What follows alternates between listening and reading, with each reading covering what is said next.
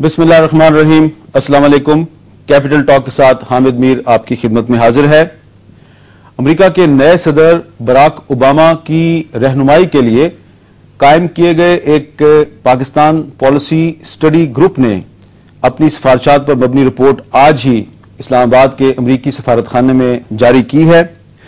इस 43 सफ़हात पर मुश्तमिल रिपोर्ट में दहशतगर्दी के खिलाफ आलमी जंग में पाकिस्तानी फौज की कारकर्दगी पर शदीद अदम इत्मीनान का इजहार किया गया है और ये सिफारिश की गई है कि पाकिस्तान के खुफिया अदारे ISI पर सिविलियन कंट्रोल होना चाहिए और इस अदारे का सरबराह भी किसी सिविलियन को होना चाहिए। इस रिपोर्ट में यह कहा गया है कि पिछले कुछ अरसे में अफगानिस्तान, पाकिस्तान और भारत के दरमियान जंग का एक नया मैदान बन चुका है और पाकिस्तान और भारत के ताल्लुकात को बेहतर बनाए बगैर इस खित्ते में अमन कायम नहीं हो सकता। रिपोर्ट में इस अज़्म का इजहार किया गया है कि अमेरिका पाकिस्तान और भारत के ताल्लुकात को बेहतर बनाने के लिए भरपूर किरदार अदा करने की कोशिश करेगा। लेकिन आज ही हमने ये सुना और आपने भी सुना कि भारत ने अपनी क्रिकेट टीम का दौरा पाकिस्तान मुलतवी कर दिया है। अब अगर इस खित्ते में हालात बेहतर नहीं हो रहे तो क्या पाकिस्तान और भारत के ताल्लुकात को बेहतर बनाने के लिए जो अमेरिका एक अहम किरदार अदा करने का दावा करता है, वो किरदार उसका किस सतह पर है? क्या वो जेन्युइन है या सिर्फ दिखावे की बातें हैं? इस पर आज हम बात करेंगे। और सबसे अहम बात यह है कि ये जो सूरत हाल है ये पाकिस्तान के लिए बहुत से चैलेंजेस पैदा कर रही है। क्या पाकिस्तान की हुकूमत, पाकिस्तान के अवाम, पाकिस्तान की पॉलिटिकल पार्टीज इन चैलेंजेस का सामना करने की सकत रखते हैं, हौसला रखते हैं, सलाहियत रखते हैं? इस पर आज हम बात करेंगे। और आज हमने दावत दी थी पाकिस्तान पीपल्स पार्टी के रहनुमा वफाकी वजीर बराए अमूर कश्मीर जनाब कमर ज़मान कारा साहब को। वो हमेशा की तरह लेट है, अभी तक नहीं पहुंचे। जैसे ही आएंगे वो हमें ज्वाइन करेंगे, कुर्सी उनकी खाली है। इमरान खान साहब पाकिस्तान तहरीक इंसाफ के सरबराह हैं, वो टाइम पे आ गए, आपका बहुत बहुत शुक्रिया। जनाब अयाज अमीर साहब मुस्लिम लीग नून के रहनुमा हैं, कॉलम निगार हैं, आपका भी बहुत बहुत शुक्रिया। इमरान खान साहब, सबसे पहले तो मैं आपसे यही पूछना चाहूंगा कि ये जो भारत ने अपना क्रिकेट टीम का दौरा मुलतवी कर दिया है, इससे हालात बेहतर होंगे, खराब होंगे? आपका इस पर क्या ख्याल है? देखिए, हिंदुस्तान में जब बरतानिया की टीम, इंग्लैंड की टीम खेल रही थी, जब वापस चली गई मुंबई अटैक्स के बाद, तो उन्होंने कहा कि आप वापस आएं। और इंग्लैंड के प्लेयर्स ने थोड़ा खौफ दिखाया कि जी हमारी खतरा है। तो वहां से ये बार बार कहा गया कि आप दहशतगर्दी की जीत हो जाएगी अगर आप वापस नहीं आएंगे। तो अब क्या पाकिस्तान आने के लिए, जब पाकिस्तान का, इसका मतलब दहशतगर्दी जीत गई कि यानी कि डबल स्टैंडर्ड्स हो गए ना? उनको तो वहां अटैक हुआ और उन्होंने इंग्लैंड का टूर करवाया, यहां दहशतगर्दी के नाम पे टूर कैंसिल कर दिया। मैं समझता हूं इससे नुकसान पहुंचेगा, इससे हालात बजाय और बेहतर होने के बिगड़ेंगे। कभी भी दहशतगर्द क्रिकेटर्स को अटैक नहीं करेंगे, यह नामुमकिन सी बात है। क्योंकि दहशतगर्द जो होता है वो पब्लिक की सिंपैथी से जाता है, उसे पब्लिक से फंडिंग सपोर्ट चाहिए होती है, हार्ट्स एंड माइंड्स की जंग हो रही होती है। यानी इस वक्त अमेरिका जो जंग हार चुका है, हार्ट्स एंड माइंड्स की जंग हार चुका है। लोग नफरत करते हैं। ये जूता मारा जॉर्ज बुश को, सारी दुनिया कह रही है कि उसको लग जाता, तो वो इसलिए कि नफरत है उनके खिलाफ। लेकिन वो जूता मारने वाले सहाफी मुंतजर जैदी को तो गिरफ्तार कर लिया, आप उसकी रिहाई का मुतालबा नहीं करते? बिल्कुल, उसको रिहा होना चाहिए, वो हीरो है। और देखो, लोगों के दिलों से आवाज निकली है। मुझे तो बड़ा अफसोस हुआ कि उसको जूता मारने वाला हीरो कैसे हो गया? वो इसलिए हीरो हो गया कि हमारी मुसलमान मुल्कों के जो सरबराह हैं वो बदतरीन गुलामी कर रहे हैं। यानी कि गुलामी की इंतहा यह है कि वो आके मारते भी हैं और फिर उनके जूतों में जाके बैठते हैं। हमारे इसने जो ये भी आपने रिपोर्ट की, जब तबसरा किया है, ये शर्मनाक बात नहीं है।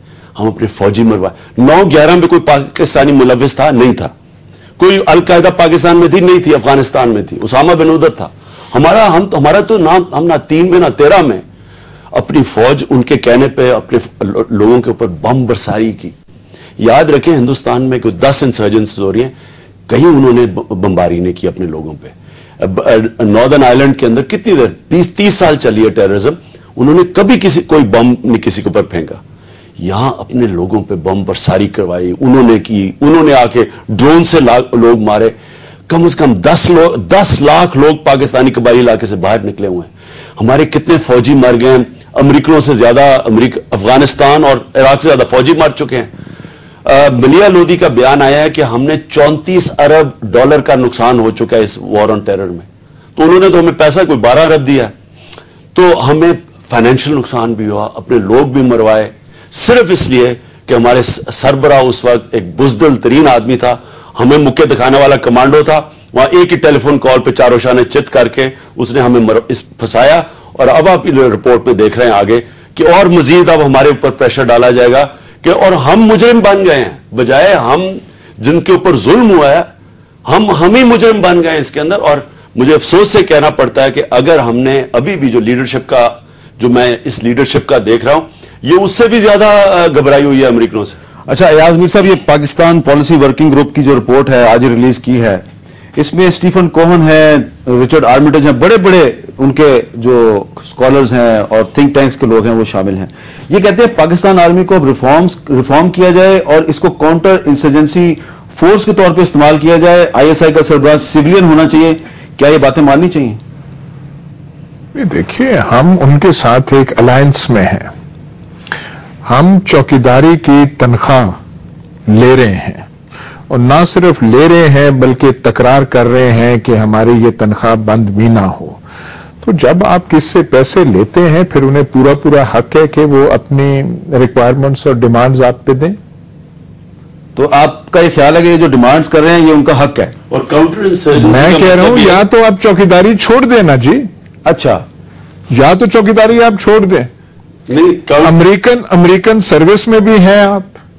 امریکہ جب اپنی سروس میں آپ کو بلاتا ہے, چاہے ضیاء الحق صاحب کا زمانہ ہو چاہے 9/11 کا ہو, تو ہم چھلانگ لگا کے کہتے ہیں اور کہتے ہیں دیکھیں ہماری اہمیت جو ہے وہ ایک دفعہ پھر جاگ اٹھی ہے. تو جب آپ لیتے ہیں تو اس کی پھر قیمت ادا کرنی پڑتی ہے.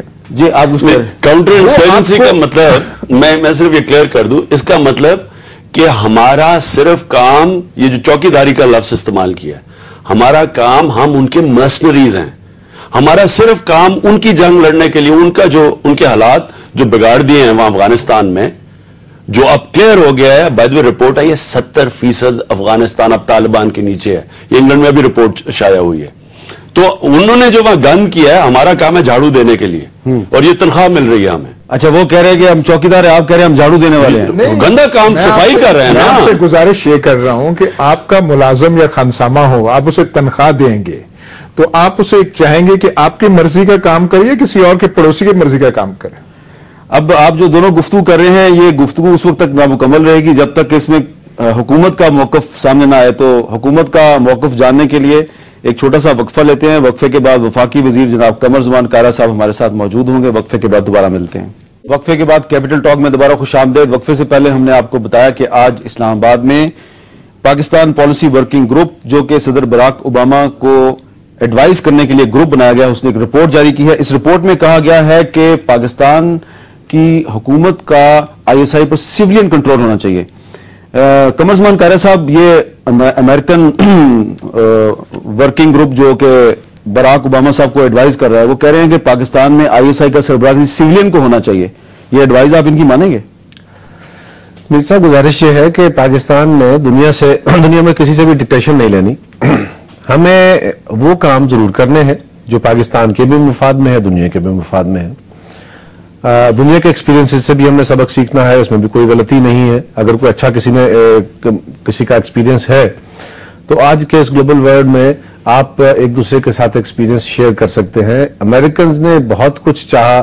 ایک وقت تھا میاں نواز شریف صاحب کی گورنمنٹ تھی, ان سے چاہا گیا کہ آپ دھماکے نہ کریں, انہوں نے دھماکے کیے. اس سے پہلے ذوالفقار علی بھٹو صاحب کی گورنمنٹ تھی, ان کو تھریٹ کیا گیا کہ آپ اس کام کو بھول جائیں, ایٹمی پروگرام کو, otherwise will make a herbal example of you. وہ ایگزامپل بن گیا لیکن اپنا پروگرام نہیں چھوڑا.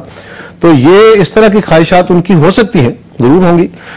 پاکستان میں یہ دیکھنا ہے کہ پاکستان کے اپنے مفاد میں کیا ہے.